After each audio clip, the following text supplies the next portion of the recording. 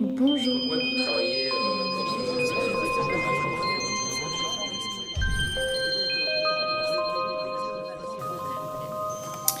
Bonjour.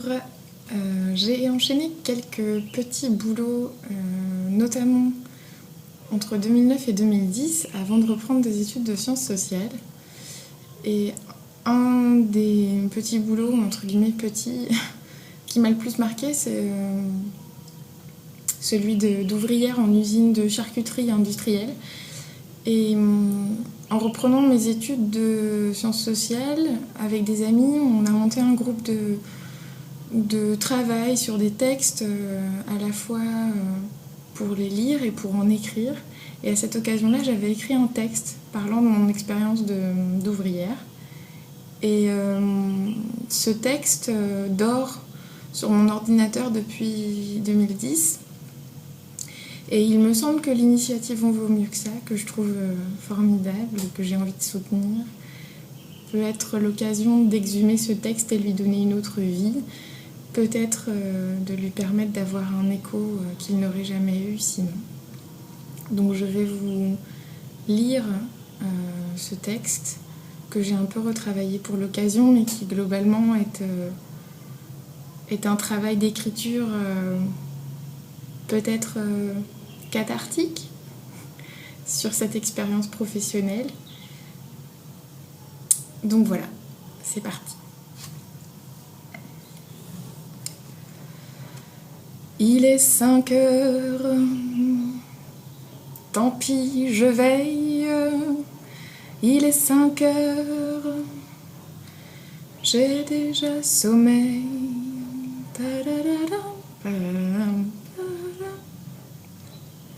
Devant les portes de l'usine, les sens endormis, la travailleuse soudain s'arrête.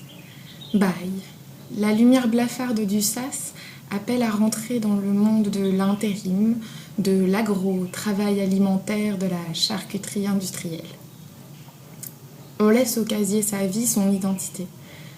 On se costume, bottes, charlotte, désinfection, masque, double gant, protection en tout genre, pas un cheveu ne dépasse. Toutes les mêmes. Il faut mémoriser les yeux, leur forme, leur couleur, seuls indices décelables d'une personnalité, d'un nom. Les cosmonautes de l'agroalimentaire entament leur voyage dans l'univers hostile de la brochette. Andouillette, porc, ananas, pruneaux, bœuf, agneau. Le pire, c'est les pruneaux. Sur la chaîne, chacun sa place. La nouvelle se farcit les pruneaux. L'ancienneté, même si elle se réduit à quelques jours ou semaines, sert à une chose, détenir le savoir. Savoir que le pire, c'est les pruneaux. Savoir que pour passer une journée tranquille et assurer sa place, être bien vu de la chef, il faut s'installer au poste tomate. Encore que, tout dépend de l'arrivage. Des tomates bien calibrées, c'est le pied. Des tomates légèrement trop grosses ne rentrent pas dans les trous et là, c'est le désespoir total. En bout de chaîne, on aperçoit tout de suite qu'il y a le maillon faible, les brochettes sont défigurées. Il leur manque un élément de style essentiel qui attire le regard, le rouge, le frais, la tomate. Et la fautive, quant à elle, a la blouse aspergée du jus des récalcitrantes qui n'ont pas supporté son insistance à les faire rentrer dans les trous. Ah, quelle belle invention que le calibrage! Les cubes, les sphères, les parallélépipèdes parfaits sont nos rêves secrets d'intérimaire. Tout serait tellement plus simple si les ananas ne glissaient pas, si les abricots ne collaient pas, si les poivrons ne cassaient pas, si les tomates n'explosaient pas. Tout bien considéré, le poste tomate n'est pas le plus stratégique. La viande a cet avantage qu'elle est flexible. Avec un peu de bonne volonté, elle s'insinue partout. Mais c'est froid. Et le froid est le pire ennemi, après la chef, de notre vie de cosmonaute. Pause, 5 minutes, repos, pipelette. Chacune en va de son commentaire. Vraiment, la chaîne du bœuf est la pire. Faut être mathématicien pour compter les trous, les lignes, les bouts. Vous avez de la chance de faire de l'andouillette. C'est gros, c'est mou, il n'y a que 3 trous. Oui, peut-être. Mais l'andouillette, ça traverse les gants, ça s'imprègne. On la sent jusque dans nos chaussettes quand on rentre à la maison. Ouais, ne vous plaignez pas, hein. Nous, on passe des plombes à laver la marinade sur nos tabliers avec des produits corrosifs pendant que vous êtes déjà au vestiaire, hein, les filles. Retour de la troupe. On croise les hommes qui coupent des kilos de barbac. Clin d'œil sous la Charlotte. Et on repart en traînant la patte. Interdiction de parler, de nouveau. Ta place sur la chaîne, point. Il faut avoir une vie intérieure particulièrement intense pour supporter la lenteur de l'horloge. Je serre mes abdos, je bande mes muscles. Chaque mouvement des bras doit être conscient. Je veux sentir mon corps. Et puis au moins je l'entretiens. Le sport à l'usine, la combinaison parfaite du travail et du hobby. Vive l'efficacité, pas de temps perdu. De toute façon, quand je rentre, je suis crevée. J'ai juste envie de m'affaler. Et puis, debout si longtemps, je sais que mon point faible, c'est le dos. Petit pas de danse au rythme saccadé de la chaîne. Je m'agite sans bouger de mon poste. Être immobile m'est insupportable. J'essaie de décongeler les orteils glaçants, j'ai le bout des doigts gelé par les ananas et la viande. Ça ripe, je deviens brutale, je me fais mal. Le jeu des trous à remplir, c'est rigolo 5 minutes. Après, il y a l'énervement, puis l'ennui. Besoin de mélodie pour mes synapses, mais sans fredonner. Pas de bruit sur la chaîne. Mon esprit s'égare, et puis je deviens robot. Je n'ai plus conscience de mes mouvements, j'ai presque oublié le froid, c'est le grand vide intérieur. Non. Penser, réfléchir, c'est important. Moi, je ne suis pas un légume. C'était quand mon dernier livre? Et ça parlait de quoi? Surtout, ne pas oublier de penser. Hein. Surtout penser. Ne pas ressasser, penser. Mais en réalité, une idée m'omnubile. Trouver ma planque. L'endroit où passer le temps sans trop de douleur, sans trop de pression, sans trop de tension. Lily est congolaise. C'est elle qui m'a prévenue pour les pruneaux et m'a pris par le bras pour aller aux andouillettes quand l'occasion s'est présentée. Sous sa Charlotte, elle rayonne d'un positivisme quasiment inébranlable.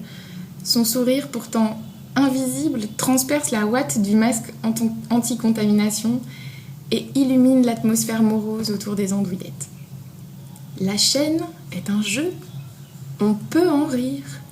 Il faut en rire d'ailleurs, hein ? Sinon, à quoi bon ? On peut y tester des combinaisons. D'abord le boudin, ensuite l'andouillette, enfin l'autre boudin. Non, encore mieux, les 2 boudins d'un coup et l'andouillette au milieu, tchac ! Plus rapide, plus efficace. Sur la chaîne, on se met au défi. Lily va vite, j'essaye de la suivre. On avance en duo, on rigole. Boudin, andouillette, boudin, boudin, andouillette, boudin. Le rythme est presque entraînant. On change. Double boudin et l'andouillette, double boudin et l'andouillette. Lily m'a expliqué la musique. On en oublie ses orteils. À l'écoute, prête à aider, prête à rigoler, prête à en faire toujours plus pour la chaîne, pour les copines, pour les brochettes, toujours allant de l'avant. C'est un petit soldat de bois souriant la fleur au fusil.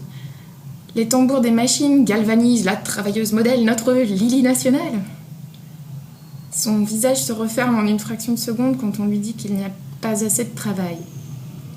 Plus un sourire. Ses yeux noircissent quand elle passe devant la machine à bip, la fameuse carte magique qui refuse de s'emballer, de faire grimper les chiffres. Le compte des heures s'est désespérément stoppé là. 3h30. Quoi ? Travailler seulement 3h30 à la chaîne pour gagner une misère et ne pas être sûre d'avoir du travail à nouveau demain ? Lily range son sourire au vestiaire, enlève rageusement son masque, jette ses gants et manchettes ostensiblement en faisant le maximum de bruit. Elle retrousse ses manches et s'insurge. Les copines congolaises et centrafricaines écoutent, commencent à s'indigner aussi. Rosa, Nina, Dia. Les Asiatiques s'emportent avec nous, on parle fort, on s'énerve contre le système, on se lâche contre la chaîne. C'est le début du collectif. Mais cette union de cosmonautes en colère est détruite dans l'œuf à l'arrivée de la chef. Demain, les chaînes de brochettes seront arrêtées. Elles ne reprendront que dans 2 jours. Reposez-vous à la maison. Mais qui parle de repos ? On est là pour bosser, nous. Par contre, on a besoin de quelques-unes pour aller aux paupiettes et aux rôtis dans les locaux d'à côté. Toi et toi. Demain, vous revenez. Voilà, certaines ont du travail, d'autres non. Les petits soldats comme Lily s'en vont vers les rôtis, laissant sur le carreau les inconnus, les travailleuses lambda, celles qui ne se sont pas déchirées, celles qui n'en ont pas fait plus, celles qui n'en ont pas fait moins, celles qui ne se sont pas distinguées. En fait, c'est à qui saura montrer qu'il est digne de faire des paupiettes, en espérant que bientôt il y aura du travail pour tout le monde. Moi aussi, je vais faire des rôtis. La nouveauté me réjouit, les gestes sont différents, mais je suis un peu amère. Est-ce que j'ai volé la place d'une fille qui a plus besoin de ce travail que moi ? Intérimaire, ça veut dire jetable, comme les appareils photo des classes de neige quand on était petit. Si demain la brochette ne se vend pas, l'usine garde des stocks sur des empilements de palettes dans ses hangars. Alors elle ralentit la production, voire l'arrête complètement. Et le compte des heures s'effondre sur la petite carte qui fait bip devant la machine à l'entrée de la salle des chaînes de brochettes. L'argent disparaît avec. La brochette, c'est les barbecues à la belle saison. Mais pas de chance, il pleut des chiens et des chats. Les vérandas des lotissements restent fermées, les gens ne sortent pas les appareils à grillade et n'achètent pas de brochettes. Aussi, les cosmonautes laissent leur attirail au placard. On jette un œil dehors à la pause, on regarde le ciel, on se lamente à l'apparition des nuages, on se plaint de la pluie, l'espoir jaillit au moindre rayon de soleil. Météorologue en herbe, chacun propose une interprétation des signes, une prévision pour le lendemain.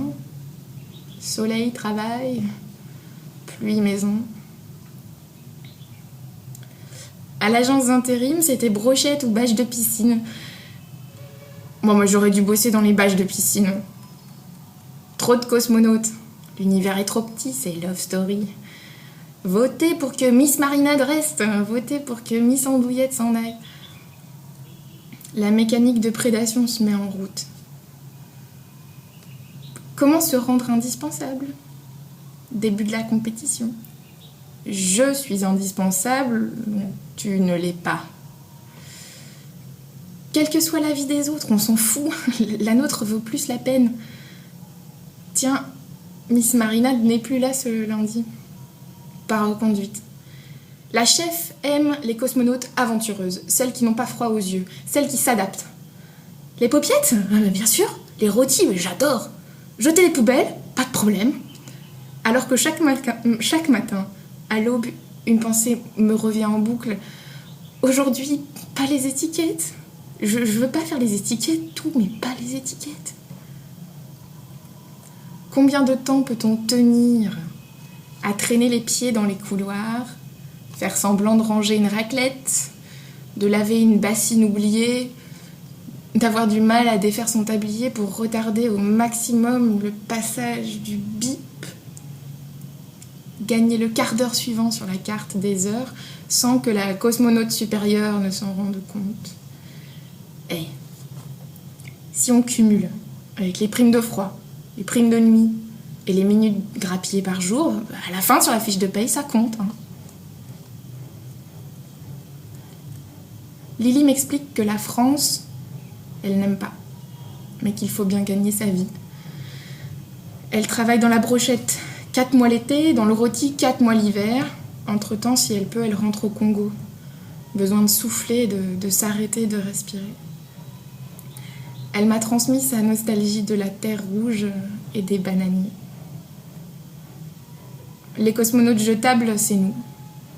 des immigrés centrafricaines, congolaises et burundaises, des vietnamiennes, des étudiantes fauchées rêvant d'un voyage, des femmes en quête d'indépendance, des paumés, des insatisfaites, des perdus, des petits soldats de la brochette, tout ça et rien de tout ça, quoi. Tu es étudiante, toi? Oui. Moi, j'avais deviné. Mes yeux ont parlé derrière la Charlotte. Je me sens un peu mal à l'aise. Et tu étudies quoi? L'anthropologie. Ah.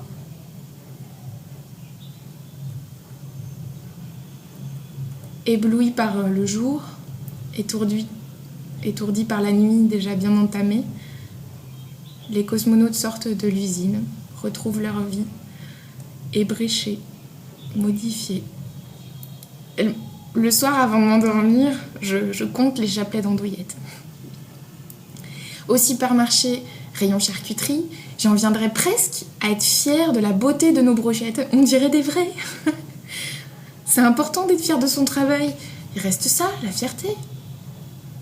J'en viens à comprendre les cosmonautes en CDI de 50 ans qui entrent de ragots sur le fils du patron, qui n'a pas le sens de la brochette comme son père, mais qui présente bien et qui est bon à marier, m'expliquer les variations dans la recette du rôti depuis ces dernières années dans l'usine et le plaisir de leurs enfants à manger celui avec du fromage à Noël. Au rayon charcuterie du supermarché, sur le paquet des brochettes, faites à la main, qu'ils disent. À la main, à la chaîne. Chaîne de vie.